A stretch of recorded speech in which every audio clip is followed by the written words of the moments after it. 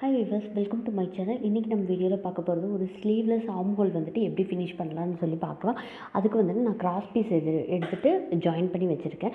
இந்த கிராஸ் பீஸோட லென்த் பார்த்திங்கன்னா இந்த மாதிரி ஒரு ஸ்கேல் அளவுக்கு நான் எடுத்திருக்கேன். அதாவது 1.25 இன்ச்சில் நான் எடுத்திருக்கிறேன். அந்த மாதிரி ஃபஸ்ட்டு கிராஸ் பீஸ் எடுத்துகிட்டு அந்த கிராஸ் பீஸ் ஃபுல்லாக ஜாயின் பண்ணிடுங்க.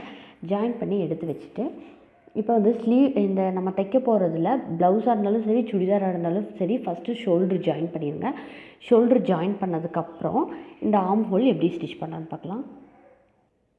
இப்போ ஒரு ஆர்ம் ஹோலோட ஒரு எண்ட்லேருந்து இன்னொரு எண்டு வரைக்கும் நம்ம ஸ்டிச் பண்ணணும். அதுக்கு ஒரு எண்டோடதில் இந்த கிராஸ் பீஸோட லெஃப்ட் சைடு வந்துட்டு மேலே இருக்கிற மாதிரி, ரைட் சைடு கீழே இருக்கிற மாதிரி ப்ளேஸ் பண்ணணும். இது வந்து ரைட் சைடு தான் வச்சுருக்கேன். நல்ல பக்கத்தில் முன்னாடி பக்கத்துலேருந்து பின்னாடி பக்கத்தை என் பண்ணுற மாதிரி இந்த இடத்துல இந்த கார்னரில் இப்படி ப்ளேஸ் பண்ணிக்கோங்க.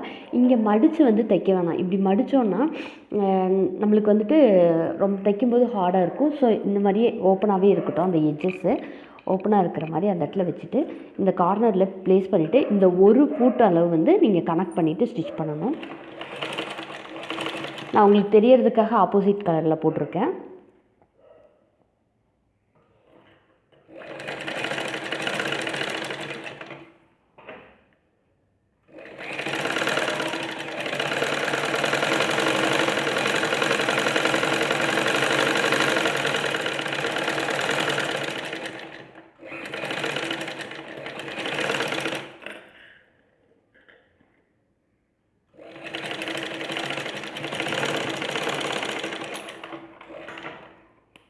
இப்போ ஃபுல்லாக ஸ்டிச் பண்ணிட்டோம். ஸ்டிச் பண்ணிவிட்டு இந்த இடத்துல நாச்சஸ் போடுங்க. நாச்சஸ் போடும்போது கொஞ்சம் பொறுமையாக போடுங்க.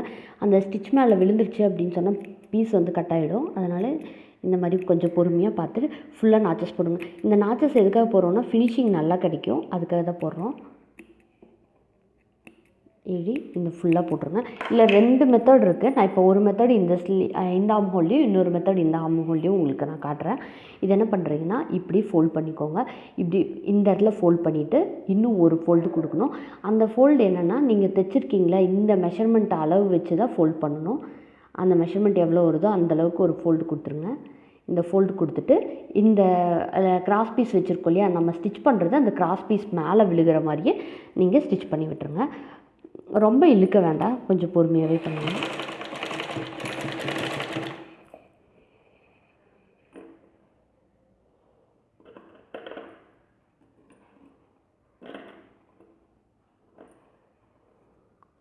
இந்த மாதிரி கையில் லைட்டாக தேய்ச்சி விட்டுட்டு அப்படி ஸ்டிச் பண்ணிங்கன்னா இன்னும் நல்லாவே உங்களுக்கு கிடைக்கும்.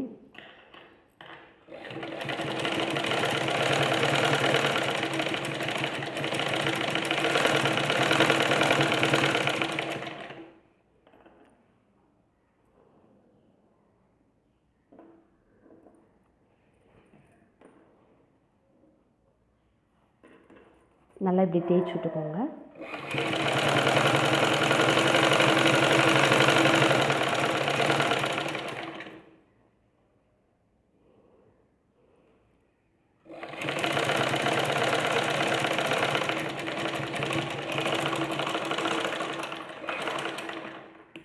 தேய்ச்சி விட்டுட்டு இந்த எக்ஸ்ட்ராஸ் வந்து கட் பண்ணி எடுத்துடலாம். கட் பண்ணி எடுத்துகிட்டு இதை வந்து டர்ன் பண்ணிவிட்டு இந்த எக்ஸ்ட்ரா பீஸ் இருக்கு இல்லையா, அந்த பீஸ் வந்து கட் பண்ணிக்கோங்க. இந்த மெத்தட் வந்து பிகினர்ஸ்க்கு இப்போ தான் நீங்கள் தைச்சி பழகுறீங்கன்னா இந்த மெத்தட் வந்து ரொம்ப யூஸ்ஃபுல்லாக இருக்கும். ஈஸியாக ஸ்டிச் பண்ணி முடிச்சிடலாம்.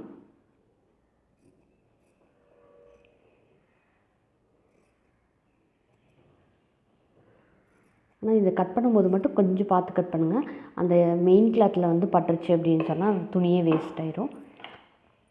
இந்த மாதிரி கட் பண்ணிவிட்டு இப்போ நம்ம ஸ்டிச் பண்ணியிருக்கோம் இல்லையா, பாருங்கள் எவ்வளோ சூப்பராக ஃபினிஷிங் வந்திருக்குன்னு சொல்லிட்டு. ரிங்கிள்ஸே எதுவுமே இல்லை, ரொம்ப நீட்டாக வந்திருக்கு. இப்போ என்ன பண்ணுறீங்கன்னா இதை அப்படி லைட்டாக டர்ன் பண்ணி விட்டுட்டு இப்போ இந்த டர்ன் பண்ணுறோம் இல்லையா, இப்போவும் நீங்கள் வந்து துணி 2 பீஸையும் இழுக்கவே கூடாது. அப்படி பொறுமையாக அதில் எப்படி வருதோ அதே மாதிரியே வச்சு ஸ்டிச் பண்ணிட வேண்டியதான். இப்போ நான் பாருங்கள் இந்த எட்ஜ் இருக்கு இல்லையா, அது மேலேயே ஸ்டிச் பண்ணணும். அப்படின்னா தான் உங்களுக்கு வந்து ஃபினிஷிங் நல்லாயிருக்கும், பார்க்குறக்கும் ரொம்ப நல்லாயிருக்கும்.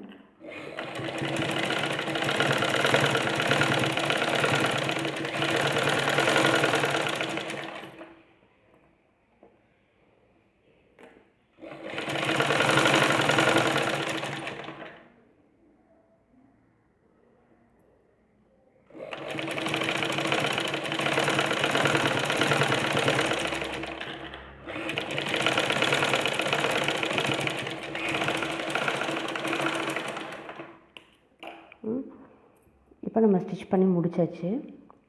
இங்கே பாருங்கள் ஃபினிஷிங் எவ்வளோ நல்லா வந்திருக்குன்னு சொல்லிட்டு எந்த இடத்துலையும் ஒரு ரிங்கிள்ஸ் எதுவுமே இல்லை. இதில் பேக் சைடில் பார்த்திங்கன்னா இந்த மாதிரி தான் இருக்கும் பார்த்துக்கோங்க. அதே மாதிரி இந்த சைடில் ஸ்லீவில் ஜாயின் பண்ணலாம். இதுவும் அதே மாதிரி தான் ஃப்ரண்ட் சைட்லேருந்து பேக் சைடுக்கு டர்ன் பண்ணுற மாதிரி பண்ணணும். இப்போ இந்த கிராஸ் பீஸோட பேக் சைடில் இதை வந்து டபுள் ஒரு ஃபோல்டு கொடுக்கணும். ஃபோல்டு கொடுத்து இந்த ரா எட்ஜஸ் அப்படியே விட்டுறலாம், நம்ம ஃபோல்ட் பண்ண தேவையில்லை. இதுவும் அதே மாதிரி இந்த கார்னர் இருக்கு இல்லையா, அப்போ வச்சோம் இல்லையா, அதே மாதிரி அந்த கார்னர்லேருந்து ஸ்டிச் பண்ணிகிட்டே வரணும். இதுவும் அதே தான், சேம் மெஷர்மெண்ட்டு தான். அந்த ஒரு ஃபுட் கனெக்ட் பண்ணி நீங்கள் ஸ்டிச் பண்ண வேண்டியதுதான்.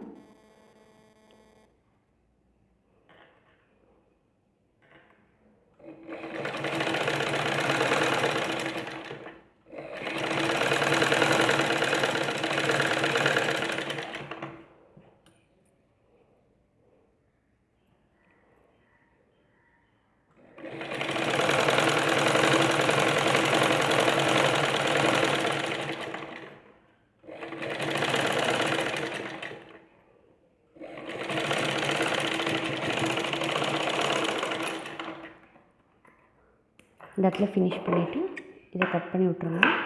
கட் பண்ணி விட்டுட்டு எல்லா இடத்துலையும் நாச்சஸ் போட்டுருங்க.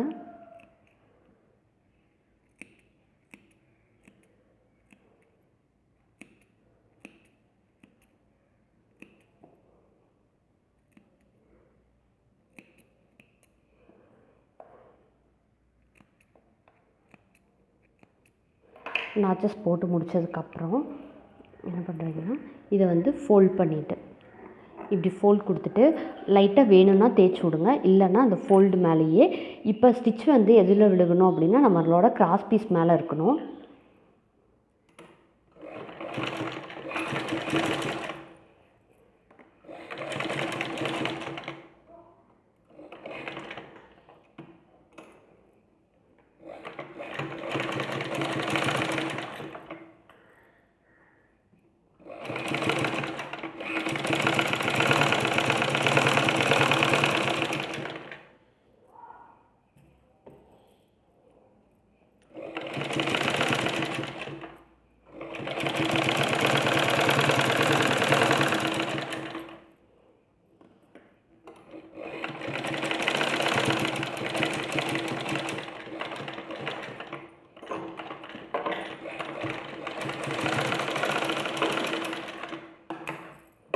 ஸ்டிச் பண்ணிட்டோம். இப்போ என்ன பண்ணுறீங்கன்னா, இந்த கிராஸ் பீஸ் விட நம்ம உள்ளே மடித்து தைச்சிருக்கிறது வந்து சின்னதாக இருக்கணும். அதிகமாக இருந்ததுன்னா இந்த மாதிரி வெளியே தூக்கிட்டு வரும், அப்போ அசிங்கமாக இருக்கும். அது நீங்கள் பார்த்துக்கோங்க கரெக்டாக இருக்கா இல்லை கொஞ்சம் அதிகமாக இருக்கா. கொஞ்சம் அதிகமாக இருந்தால் அந்த இடத்துல ட்ரிம் பண்ணி விட்ற மாதிரி இருக்கும். இப்போ இதில் கரெக்டாக இருக்குது. ஸோ அதை அப்படியே நான் ஃபோல்ட் பண்ணிடுறேன்.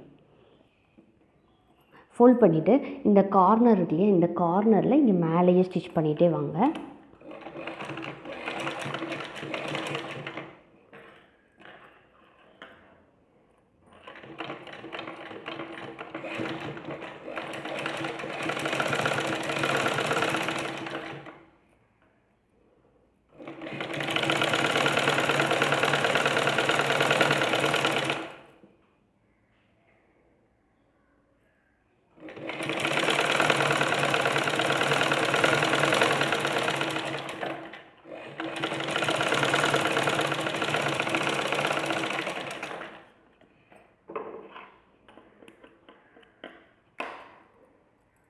இங்கே பாருங்கள், இங்கே இந்த சைடும் அதே மாதிரி தான் ஃபினிஷிங் நல்லா வந்திருக்கு.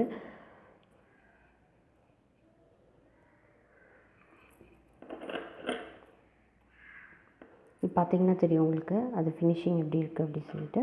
நீங்களும் இதே மாதிரி ட்ரை பண்ணி பாருங்கள். ட்ரை பண்ணி பார்த்துட்டு எப்படி இருக்குன்னு கமெண்ட் பண்ணுங்கள். தேங்க்யூ ஸோ மச் ஃபார் வாட்சிங் மை வீடியோ.